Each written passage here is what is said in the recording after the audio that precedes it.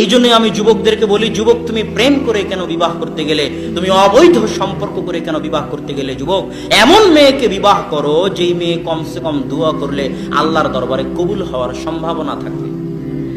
আর এই ধরনের অপবিত্র যে বিবাহের পূর্বেই তোমার সাথে প্রেমে লিপ্ত হয়েছে, সে বিবাহের পরেও আরেকজনের সাথে প্রেমে লিপ্ত হবে, এদের দোয়া আল্লাহ কবুল করবে না। তোমার সন্তানের জন্য দোয়া করার মতো স্ত্রী যদি তুমি বাছাই না করতে পারো, তোমার সন্তান যখন বিপদে পড়বে তখন যায় নামাজ বিছিয়ে আল্লাহর দরবারে হাত পেতে কান্দাকাটি করার মতো স্ত্রী যদি বাছাই না করতে পারো, তাহলে যুবক তোমার জীবনের 16 আনাই বৃথা, তোমার জীবনের পুরোটাই মিছে।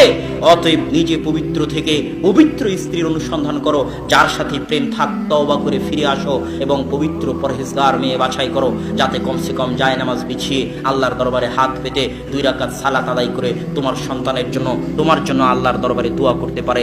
এমন মা, এমন স্ত্রী যদি পরিবারে না থাকে, তাহলে সেই পরিবার মাঠে মারা গেছে।